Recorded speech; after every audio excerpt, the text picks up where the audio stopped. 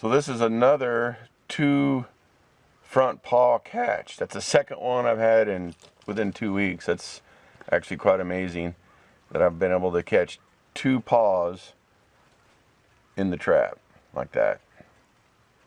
Very, very amazing. This is a spot that right down there we just caught a coyote. I don't know. Within the first couple days we put these traps out, and then we caught a couple possums here, and I moved the trap down here because it was all muddy down there. It's raining again today. It's going to rain for the next 3 days. But we moved the trap. Actually caught a possum here yesterday again. I think that's the 3rd possum I caught right in this area. So we reset it. It was a T-bone.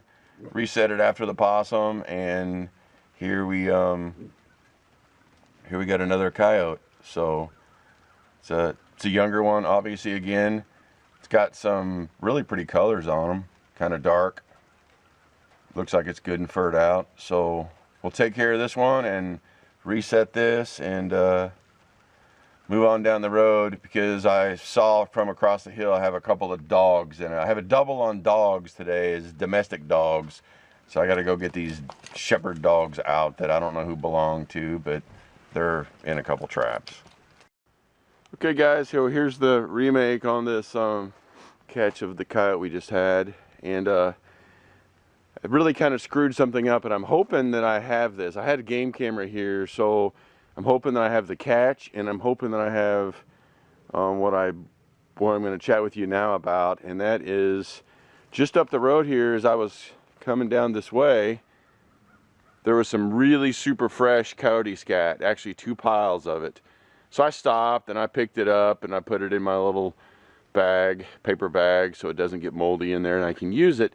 And then as I started coming down through here, just like you saw, I could see that there was a coyote here.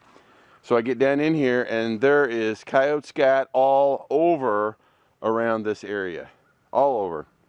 I think way more than this young female pup coyote I caught can do. And it's all super fresh. And some of it was just barely outside the catch circle, so that I know that had to be done, obviously, by not her. So basically what I'm telling you is I totally screwed this up. And by that is I'm fairly religious about the idea of if it's good for 1 trap, it's good for 2. And I totally should have put another set in here. I should have had 2 sets here. I had that one down here. We caught that coyote in, and then I moved it up here to get it out of the mud. And then I kept catching possums, and it's been raining a lot lately. And then we had like this big storm that blew through with like 50-mile-an-hour winds. And honestly, I got lazy, and bad on me. And I could have probably doubled up here, because I think this game camera, I'm hoping that it caught it, but I think this game camera is going to show there was multiple coyotes here, and I totally could have doubled up here. That was just totally stupid on my part. So when in doubt, put another trap in the ground, even if it's 20 feet away, whatever. If it's good enough for 1, it's probably good enough for 2, especially early in the season. And I know this, I preach this, I tell people this, but sometimes we all get lazy, and it probably cost me another catch here. So here's the remake. You can see right there, I've got the T-bone in, I've got it kind of covered up, I've got some scat on both sides. Here is my trap in that area right there. I also did, right there and right there, I punched a couple of little holes in, and just put a couple of lures on each side of the T-bone. The T-bone has got some bait shoved down in there. I did not use any urine, since there's tons of urine and coyote. This whole place smells like a coyote. But these little punch holes are fantastic, and if you're not using those on your T-bones, I highly advised to using them. It's something that I've been kind of experimenting with, trying to figure out, do my catches go up when I put those little punch holes on both sides of the T-bone? And the answer to that is yes. According to my spreadsheet, my catches go up when I do that. And I think it's kind of like the flat sets we've talked about in the past, where you put, you know, maybe some bait in the middle of your grass clump at the bottom, and then you put a lure on each side of the grass clump, a different lure, and you know, and it's all the lures and baits are 4 or 5 inches apart. It just gives different layers of smell, different things that the animal can go back and forth with.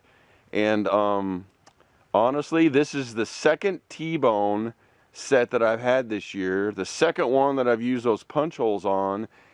Well, not the second one, but I've used it on pretty much all of them this year as compared to last year. But my point is, the second time I've caught both front feet in a coyote, both the times have been not at a dirt hole, but at a T-bone, and both of those times I've had punch holes on each side of the T-bone. I don't know, is that enough to have a correlation? Is that enough to see a pattern? I don't know, it's just been 2 times. But when you start throwing in the amount of times over the years that I've caught an animal with both front feet, and to think that I've caught them twice in 12 days that way, and both times they were T-bone sets, and both times I had those punch holes on each side. Don't know why, but obviously the coyote is committing. And I think they go back and forth between the T-bone and those 2 holes, and they're really moving those feet around, and I think that is what it is. So cover up your T-bones, put some punch holes in each side. I've never actually seen anybody else do the punch holes on each side of the T-bone, but if you are, let me know already. It's just something that I kind of tried to experiment with, kind of like covering up my T-bone. This seems like it works really well that way. So, all right, so we'll check the game footage, and hopefully we have something on here, and if we do, we'll add this to the video as well. So, happy Thanksgiving. So as you guys can see from this footage, this coyote actually was very skittish when it was trying to get into the set. Um, it kept leaving, then it would come back. It actually came 5 times within 20 hours. It even showed up after I caught a possum and remade the set. It showed up within 2.5 hours after that, even during the daytime, but it still was very skittish to the set. And then finally, it got to the set. It started getting closer to the set. It eventually rolls out in front of the set, and then it finally commits. It just never ceases to amaze me how phobic and how skittish these coyotes are, but you just got to be patient and patient and patient with them.